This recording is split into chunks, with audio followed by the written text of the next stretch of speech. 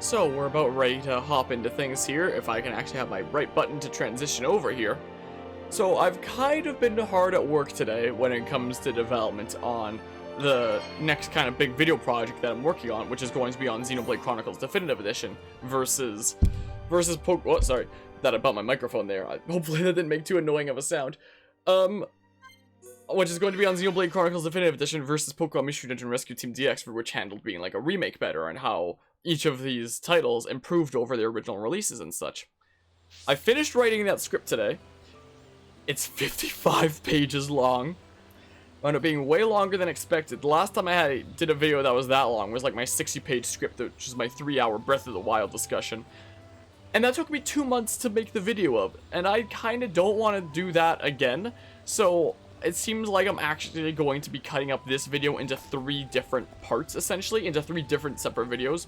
So the first one is going to cover the story and art style of Xenoblade Definitive and Pokemon Mystery Dungeon Rescue Team DX. Second video will cover the remastered soundtracks of both, and then the third and final one will cover the gameplay of both of them. And these can basically be considered my full reviews of both titles, essentially, and everything that I've thought as I'm progressing through these games. Including, especially during gameplay, the negative feelings that I've been feeling with Xenoblade more and more often, as I try to ham out, like, all the unique monsters and affinity links and all kinds of crazy stuff that I want to get, that it's so easy to screw yourself out of 100% from missing, like, one little thing. Like, I'm very worried about me potentially not having all 255 affinity coins by the end of this. Like, it's gonna be close. I'm gonna be close to 255, but I have a feeling I'm gonna miss one somewhere and then never be able to find, because the game has no systems in place for you to track down what affinity coins you need, because, why did they do that? Anyway, so I just spent the past 51 minutes just sitting here speaking into my microphone, reading out the first video worth of my script. It took me 51 minutes to do that, so it's probably going to wind up being a 40-minute long video if I had to guess, and the others will probably be something around that. Probably longer, actually, because those sections are probably a bit longer. So, yeah, that's how I'm going to spend my time when it comes to video editing and stuff like that for my channel for the next couple months, probably, is on that all. So that is going to be fun in the sun, and I'm going to lose my mind thinking about nothing but Xenoblade Chronicles Definitive Edition and Pokemon Mystery Dungeon Rescue Team DX non-stop for the next several months. So that is going to keep me busy. In some other news, speaking of keeping busy, I have been doing a couple things off camera for this, just like grinding to get like some gems and stuff like that. I don't want to do like any quest progression or anything like that off camera. I want that all to be part of the series. But I started deciding like, okay, now that my level's 99 with literally everybody, this might be a good time to actually start like refining and perfecting some of my builds with everybody and working towards some level 6 gems and stuff that I can like really get behind. So I started making some pretty nice gems here and there. Like, those are ones that I already had one, like, last session that I was streaming. I made some nice ones, like, there's some ones that I kind of just wound up getting just because I was doing some crafting anyway. I got a whole bunch of ether up ones that I can't wait to pass around. I'll probably actually pass them around once I put on like better gear in the first place, as that becomes more available, once I take time to like have dedicated time towards really giving everybody the final builds that I want for them, essentially. So I haven't put on a whole lot of these yet, but I have a whole bunch of ether up 6s, more than I'll probably ever have to worry about using. I got 4 double attack 6s, which took me way longer than I thought would take to get them, because I was kind of farming them at, apparently only 2 enemies drop them. I was farming them here in Machina Forest. The only 2 enemies that drop them are like the freaking level 98 dinosaur things in Machina Forest, and some unique monster in Machina Forest that apparently only spawns now. And I didn't want to kill unique monsters off camera, so I didn't do that.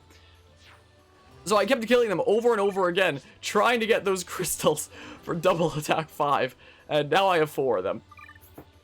So that's nice. Like, at first I waited until I had 2 crystals that had double attack on them, so I could use them both together to, like, get a cylinder by crafting with Charlotte and Riki, save scumming until I got a cylinder, not a gem.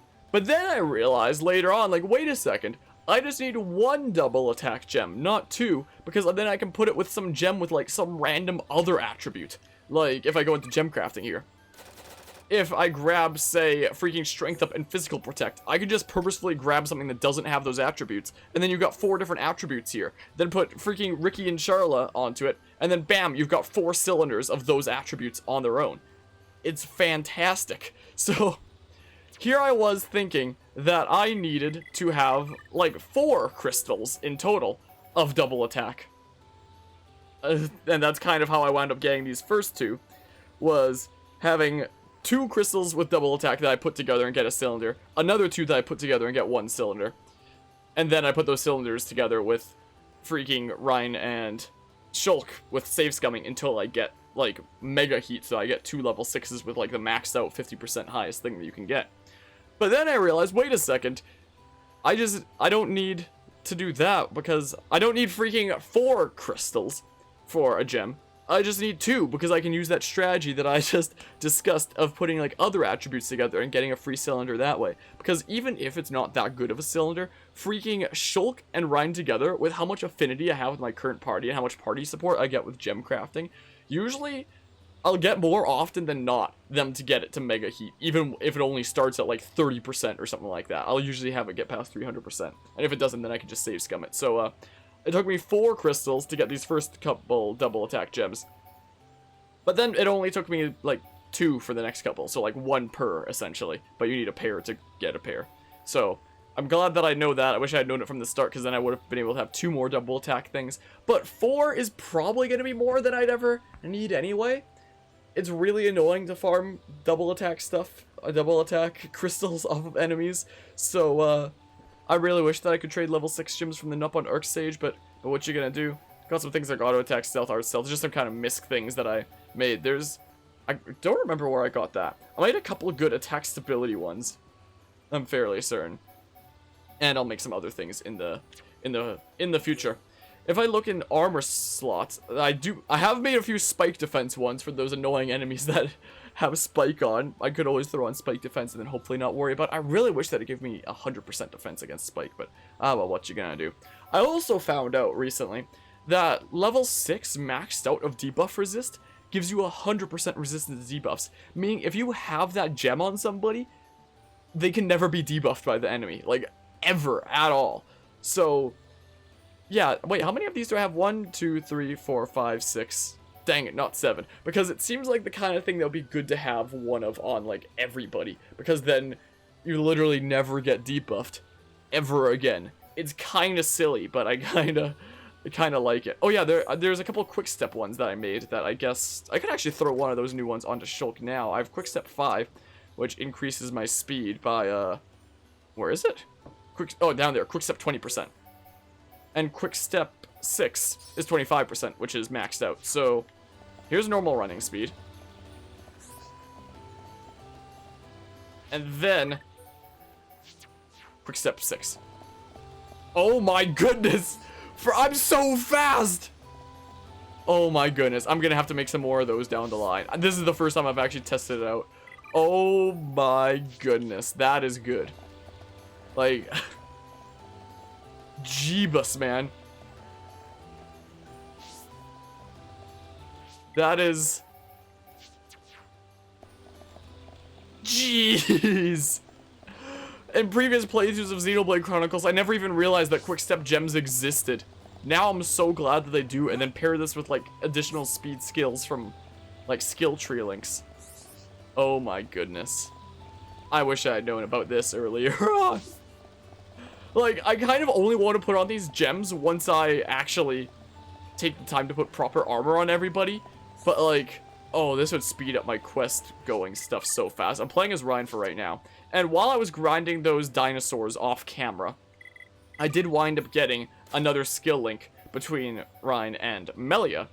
So now the only ones that he needs are between Fiora and Dunban. And this is the party setup that I had, like, just for killing those dinosaurs, like, super fast with Rhine's freaking nuke with sword drive, essentially. So, because his stuff is almost done now anyway, I could always switch to somebody else just to build up, like, affinity with them. Like, what's Shulk looking like? He only needs 3 more. Who needs the most?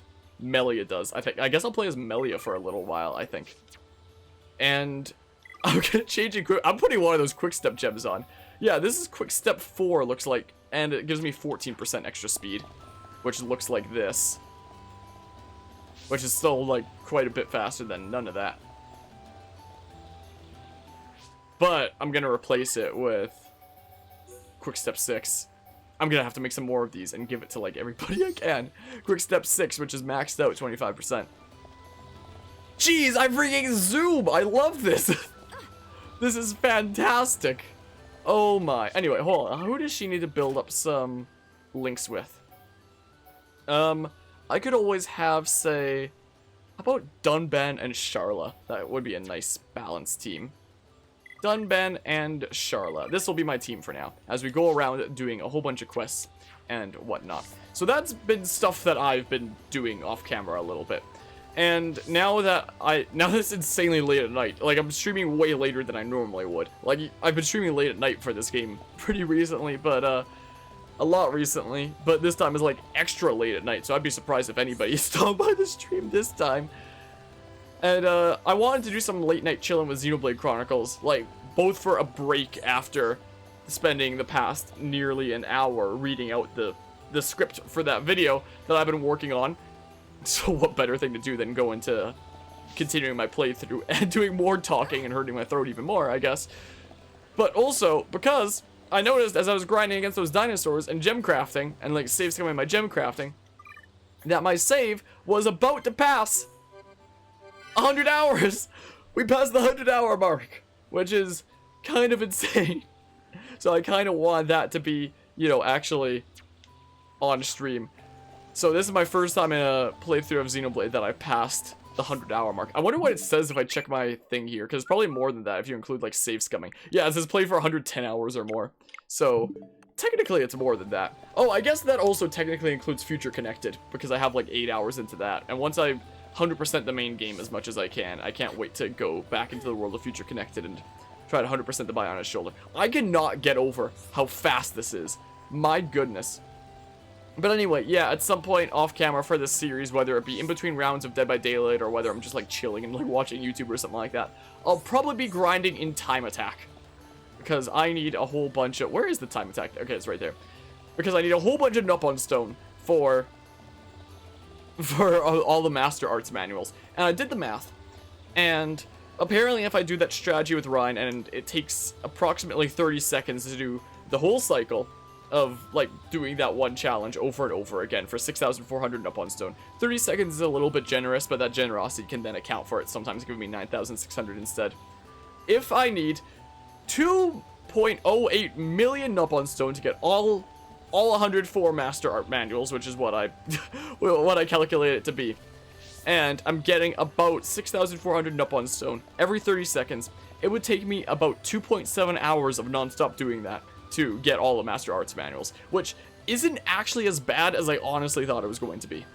It's still gonna take like forever, but it's not like Xenoblade Chronicles X grinding or anything like that, at least. So that's something that I'll definitely be doing at some point, probably in between rounds of like me streaming Dead by Daylight or something like that, whenever I stream that game to Twitch.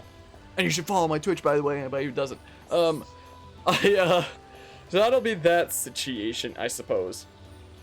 And when it comes to the stuff that I do off camera, just in general, not even on, like, in between rounds of DBD, I'll probably be going for some more of these level 6 gems. Or even equipment and stuff like that. Like, for example, I got Ryan's Atomic Driver off camera and put on those 3 gems for, like, the grinding that I wanted to do for Nupon Stone, just to get that prepared. So, off camera, I might be hunting for specific crystals for gems for me to craft, and also maybe specific gear that works really well on some people. To, like, really finalize all my setups, since everybody's at 99 now anyway and can't level up anymore. I might start off camera hunting down some specific gems, like at first I was confused what was going on with Dunban's cape for a second. At first I thought it was glitching out. To get things like I got on Shulk of like double attack, and that's probably something that Fiora might want as well. Haste is really cool too. I'll probably throw some double attack things on instead of HP steal, but maybe I'll get like her most optimal weapon first. I don't know. It's gonna be a bit of a tricky situation, but for now, I think we are going to continue with quests, especially now that I'm freaking ultra fast with these quick step gems. Jeebus! And when we left off doing quests, I'm going around the world doing them in order. last time we ended off on Satorl Marsh, and we wound up getting, what was the thing again? We got like the high Entia key thing that like lets us into a whole bunch of high Entia areas around the world. That'll be interesting to see. I bet you it would let me into that one place on Valak Mountain, like that one cathedral down here, or yeah, that, if I had to guess. But I'm probably just gonna keep going through them in order and seeing what comes of it. I'm fairly certain there's no quests in Bionis Interior. I mean, I could double check on Xenoblade Wiki. Yeah, there's no Bionis Interior quests, even though you can technically accept the additional replica Monado quests from there, but those just count as Colony 6 quests anyway. So if we continue down, like, in order of doing all the quests that we can, next will be Machna Forest. And it seems like there's only one quest that becomes available after the events at Mechonis Core, which is the final challenge of the Sage, which is apparently a level 96 battle, which at level 99 we should be able to handle. So, guess we're gonna go talk to Nopon Archsage, who's over there, I believe, and go finish up all 10 of the Machna Forest quests as we continue this journey of completing every single quest in Xenoblade Chronicles that we can. I am going to have to make some more of these quick step gems because holy crap, they are so good. Do I have the skills on Melia that give her additional speed as well? Like, hold on. Increases movement speed. I think there's one from Fiora too, right? Isn't there? Hold on. Hold on. Increases movement speed is one of those shaped ones. Why do I have this on? I don't need to grind anymore. Increases movement speed, so I can be even faster. Oh my goodness! Yes, this is what I need. Hold on, I kind of want to make sure. Is it just Riki and Fiora that have skills for additional movement speed? Hold on. Let me just, like, sort this out right now. Let me just make especially sure. Like, there could always be ones on, like, skill trees that I don't have yet. For people, potentially. But as is it only those two? Because, my goodness. Let me just go through them and make sure. Let me just double check here.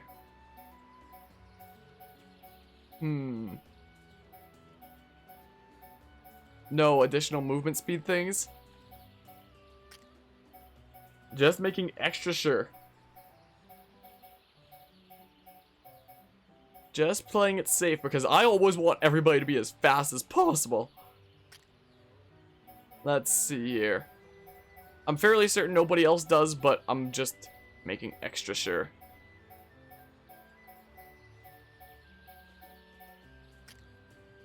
Okie doke. And then, yeah, Riki and Fiora should just have the one of each.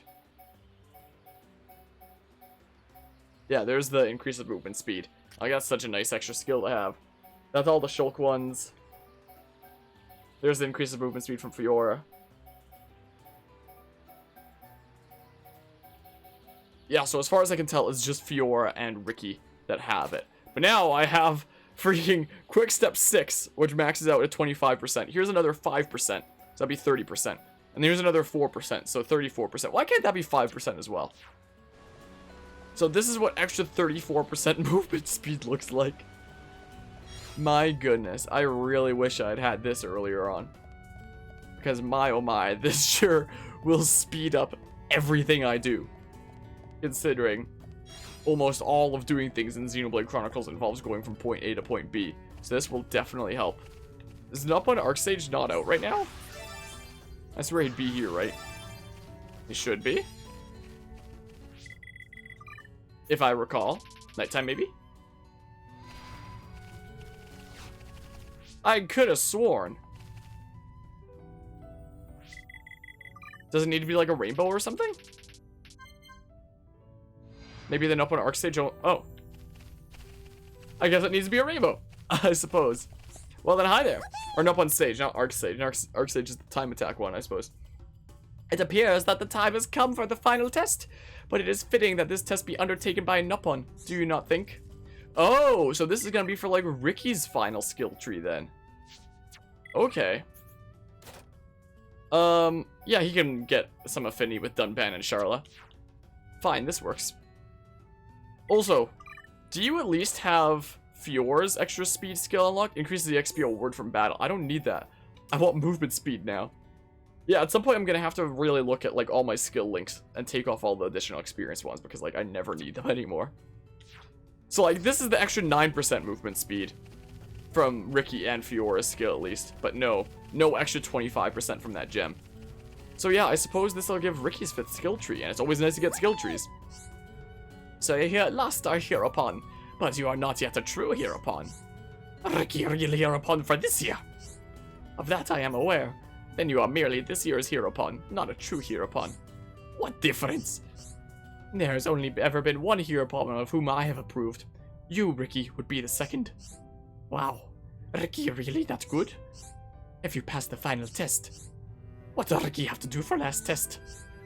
An opponent against which I fought long ago. It is called Unreliable Resno. Defeat this foe and show me your courage. Alright, let's see here. Go to Great Machina Falls and Machina Forest and defeat Unreliable Resno, only at daytime, so like right now. Unreliable Resno dwells near a small island below here. Oh, is it the one on that little island here? The fight between us was long and fierce, you must be well prepared. I shall remain here and enjoy the performance. I guess I probably don't have to kill it actually as Riki, I'll probably do it anyway. So it's probably down here, right? Because I marked that as a, whoops. Yeah, it must be down there. Well, here, if I jump from here, it'll probably be closer anyway. If I do that. Let's jump from this spot. Away we go. Yeah, because I marked on my map that there was some unique monster on this island that I would have to kill some point in the future that I couldn't yet. Because I put those red markers on my map being like, oh, there's unique monsters to kill here that I couldn't before. So is this it? Or is it a different one? Because this one is quest exclusive. Maybe I should leave it on my map for now, just in case. But, like, keep in mind that I killed this one for the quest. Maybe I should change it to a yellow marker, because those are the ones where it's like, maybe there's a unique monster here that I haven't killed yet. Maybe. Can't even target you yet. Oh, there we go. Unreliable Resno. Yeah, so again, this is stuff that you would typically do, like, after you've beaten the game, typically. Because you only have to be, like, maybe mid-70s worth of level in order to beat the final boss. So, it's not exactly expected that I do this right now, but, we're at level 99 now. Anyway, ow!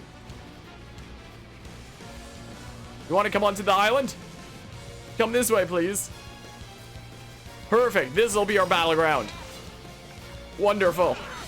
Yeah, I guess I could play anybody, but for the sake of this quest, it'd probably be most fitting to be Riki. Alright, time to put on a whole bunch of our damage over time stuff, as well as paralysis. Time to put on a whole bunch of damage over time things, and have your health just very slowly go down. Hold on, let's see here. What buff do I get with that? Oh, I got a strength buff with that. Yeah, let's keep chill on you. Let's do that. I don't know why I didn't use Happy earlier. Don't know why I didn't do that. Yeah, bleed damage, blaze damage, chill damage, poison damage. Riki has so many damage over time effects. So, you know. What buff are we gonna get this time? Who knows? Oh. It, like, didn't actually do it.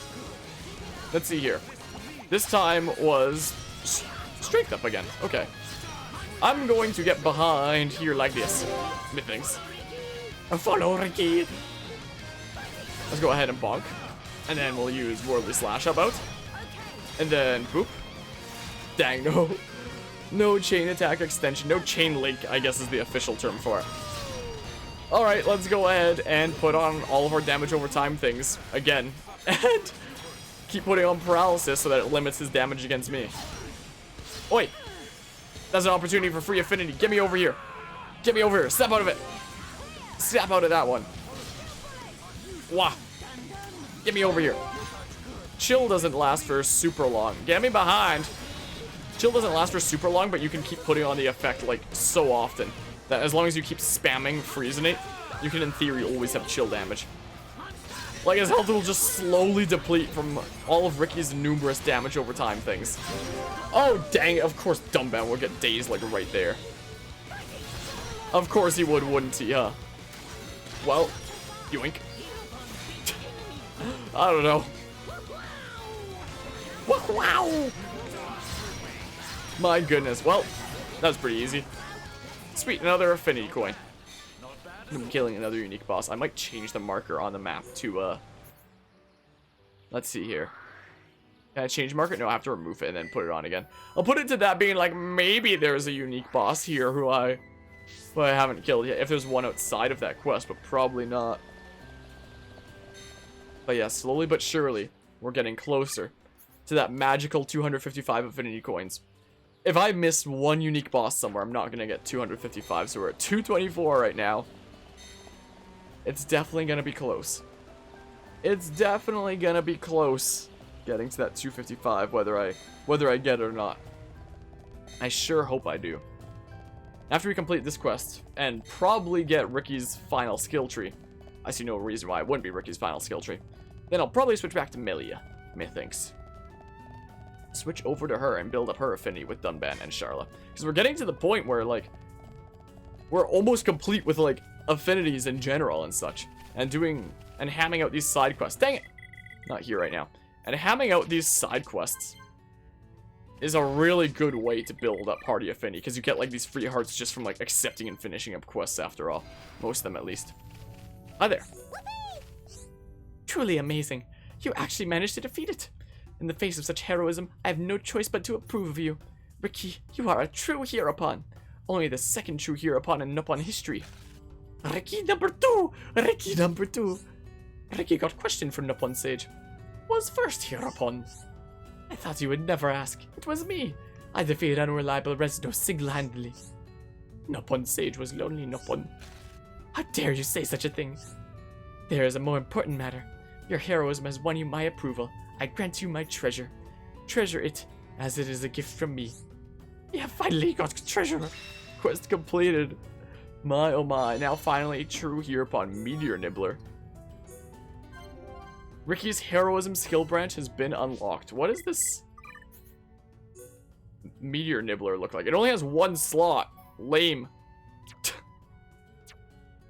Gross. Anyway, let's see this final skill tree. Heroism. Will improve critical hit rate. So, yeah, maybe the agility one with flexibility might be his final branch. Allows heavyweight armor to be equipped. Nice, though he won't have to get that skill from other people anymore. Greatly increases strength. That's just a free 50 strength right there. That's pretty nice. Halves the party gauge usage when reviving allies. Oh? So it will only take a 6th whenever you revive an ally with the party gauge? That's actually pretty cool. Increases spike damage dealt. I mean, if you go for like a spike tank Riki build, could be interesting. Wait, battle party, not just Riki. Oh, interesting. And increases resistance to all debuffs by 30%. That's a nice passive to have, but like, if you have a debuff resist 6 gem on anyway, then you're just immune to debuffs anyway. I did select that branch, right? Yeah, so we'll be working on that now. So the only branches we have left are Dunban and Melia. That's it. That's it for unlocking the 5th skill branches. And speaking of Melia, whoop. I wonder where I got that art manual. Speaking of Melia, we're gonna switch to her now. I mean, thanks. Oh my goodness, I'm so fast. I love it. That's wonderful. Also, can't believe it. Past the 100-hour point. Jeebus. Anyway, so we've completed Machna Forest quests in that case. Those are all done now, I believe. I can go through them here since they're pretty few in number. There should just be 10. Monster Quest 1 to 4, that's done. Mystery Girl Rescue. Oh, right there. That's the story one. I was so confused. There's Challenge, Legend of the Nuppon Sage, Challenge of the Sage, Final Challenge of the Sage. And then there's like the bridge repair, yada yada. That is all done.